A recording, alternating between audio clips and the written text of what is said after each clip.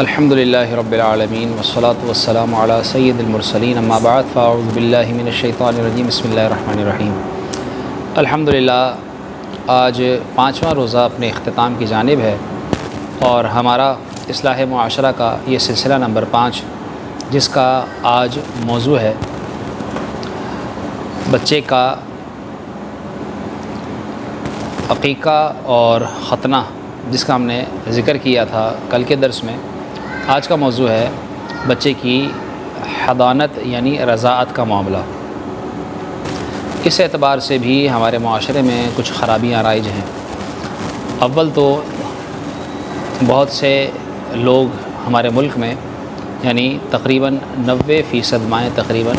خود اپنے بچوں کو دودھ پلاتی ہیں، لیکن اس کے باوجود ایک ایسا طبقہ بھی جو خود کو ماڈرن کہلاتا ہے وہ بھی ہے کہ جو اپنے بچوں کو دودھ پلانا ناپسند کرتے ہیں، یعنی اسے عیب سمجھتے ہیں، اور اس میں بھی انہیں وہی لوگوں کی طرف سے ملنے والے طعنوں یا بننے والی باتوں کا ڈر ہوتا ہے کہ اگر ہم اپنے بچوں کو دودھ پلائیں تو لوگ جو ہے وہ یہ کیا سوچیں گے یا کیا باتیں کسیں گے یا کیا کہیں گے کہ کیا انہوں نے بھی وہ کام کر دیا، وہ کام شروع کر دیا جو کام بھینسیں کرتی ہیں۔ یعنی دودھ پلانا گویا وہ یہ سمجھتی ہیں کہ یہ بھینسوں کا کام ہے۔ یاد رکھیے کہ ہرگز ایسا نہیں، دودھ پلانا یہ والدہ کی ذمہ داری ہے اور یہ بچے کا شرعی حق بھی ہے۔ قرآن کریم میں اللہ رب العالمین نے ارشاد فرمایا والوالدات یرضعن اولادہن حولین کاملین لمن اراد ان یتم الرضاعہ، کہ جو مکمل رضاعت کا ارادہ رکھتا ہو تو پھر والدہ کو یہ چاہیے کہ وہ اپنے بچوں کو پورے 2 سال تک دودھ پلائیں۔ اول تو یاد رکھیے کہ دودھ پلانا یہ والدہ کی شرعی ذمہ داری ہے، یعنی کوئی عذر نہ ہو اور کوئی ناراضی نہ ہو یا کوئی زبردستی نہ ہو تو پھر ماں اپنے بچے کو دودھ پلائے، کیونکہ ماں کے دودھ میں اللہ رب العالمین نے جو غذا بچے کے لیے ایک قدرتی طور پر ماں کے سینے سے اتاری ہے، یقیناً اس کی اپنی افادیت ہے اور اس کا کوئی نعم البدل نہیں ہو سکتا۔ ہمارے معاشرے میں جو دودھ یعنی ماں کے دودھ کی جگہ اس کا سپلیمنٹ یعنی اس کی جگہ اس کا الٹرنیٹ جو بچوں کو فیڈر کے دودھ پر لایا جاتا ہے یا بچوں کو ڈبے کا دودھ پلوایا جاتا ہے، اور اس میں بہت سے لوگ باقاعدہ ایک مشینری کے طور پر کام کر رہے ہیں کہ ایسی کمپنیز کو سپورٹ کرنے کے لیے، اور ایسی کمپنیز بھی باقاعدہ پیسے کھلا کر لوگوں کو یعنی ڈاکٹرز حضرات کو اس بات پر قائل کرتے ہیں کہ وہ بچوں کو ان کے تجویز کردہ دودھ کی طرف لائیں اور بچوں کو ڈبے کا دودھ پلوائیں۔ اور فی زمانہ آپ دیکھتے ہیں کہ کتنی مہنگائی ہے۔ اس مہنگائی میں ایک ڈبے کا دودھ یعنی اگر 1800 روپے کا ڈبہ ہو اور بچہ مہینے میں وہ 4-6 ڈبے بھی استعمال کرے تو 6-8 ہزار روپے کا تو تقریباً بچہ وہ دودھ استعمال کر لیتا ہے۔ تو اتنی مہنگائی کے دور میں وہ ویسے ہی جو ہے وہ ایک متوسط درجے کا گھرانہ بھی اس کا متحمل نہیں ہو سکتا۔ تو ایک تو مالی طور پر نقصان، اور پھر دوسری بات یہ کہ اس میں بچے کی صحت کا بھی نقصان ہے کہ جو افادیت ماں کے دودھ میں ہے وہ یقیناً ڈبے کے دودھ میں نہیں ہو سکتی۔ اور ماہرین نے تو یہ لکھا، کتابوں میں لکھا گیا کہ ماں کا دودھ تو بچے کی رگوں میں 40 سال تک دوڑتا ہے، یعنی اس کا اثر رہتا ہے، اور جب تک اس کا اثر رہتا ہے بچہ یعنی انسان جوان رہتا ہے، اور 40 سال کے بعد ماں کے دودھ کا اثر زائل ہوتا ہے، اور تب جو ہے وہ اس کی طرف بڑھاپا متوجہ ہوتا ہے اور پھر اس پر بڑھاپا طاری ہونا شروع ہوتا ہے۔ تو آپ اندازہ لگا سکتے ہیں کہ دودھ بچے کو ماں کا دودھ پلانا کتنا ضروری ہے اور اس کی کتنی افادیت اور کتنی اس کی اہمیت ہے۔ اس اعتبار سے جو مائیں یہ سمجھتی ہیں کہ یہ ان کی مرضی کے خلاف ہے یا ان کی پسند کے خلاف ہے، تو ایسی ماؤں کو سوچنا چاہیے۔ اب اس اعتبار سے ہم جو ہے وہ خاص طور پر مائیں ہی اپنی بیٹیوں کی تربیت کر سکتی ہیں کہ اول تو خود ماں اپنے بچوں کو اس طرح سے دودھ پلائے اگر وہ دودھ پلانے والی ہے، اور ایسے بچے ان کی گود میں ہیں کہ جو شیر خارگی کے ابھی عہد میں ہیں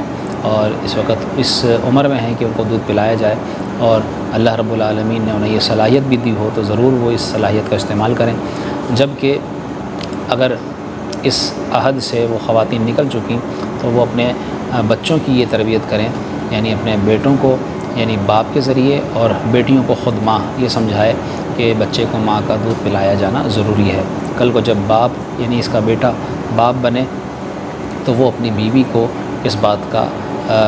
پابند کرے کہ وہ اپنے بچوں کو دودھ پلائے۔ اسی طرح بیٹیاں خود جب کل کو ماں بنے تو وہ اپنے بچوں کو خود دودھ پلائیں، تو انشاءاللہ تعالیٰ اس کا بڑا فائدہ ہوگا، دنیاوی طور پر بھی اور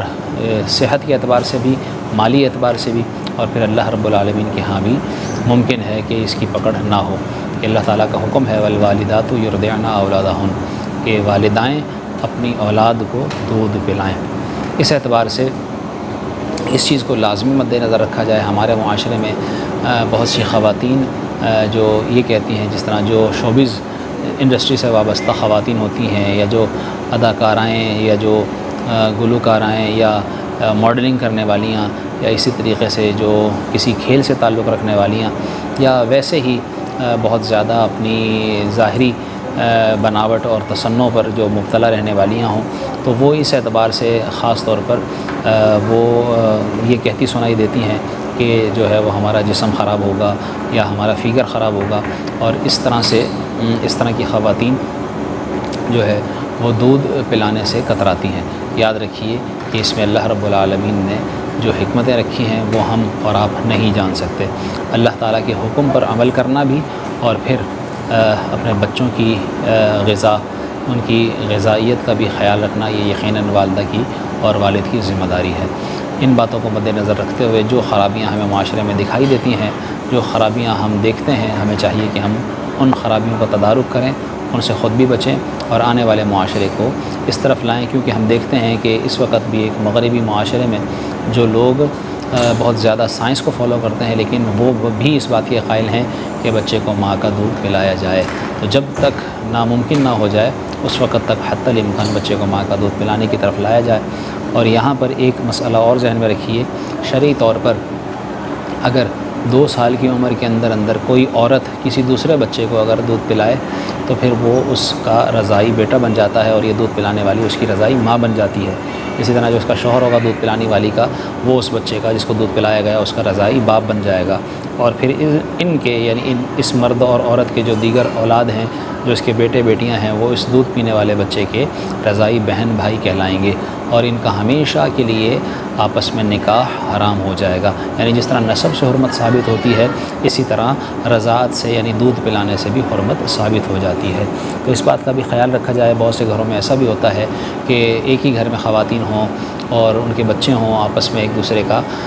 دوسرے کے بچوں کو وہ دودھ پلا لیتی ہیں، اور پھر بسا اوقات بعد میں بھول جاتے ہیں، اور بعد میں ایک ہی گھر کے ایک ہی خاندان کے بچوں کی شادیوں کا موقع آتا ہے تو پھر انہی بچوں کی آپس میں شادیاں کر دی جاتی ہیں، اور یاد نہیں رہتا، بسا اوقات بعد میں ظاہر ہوتا ہے یا بعد میں یاد آتا ہے، تو پھر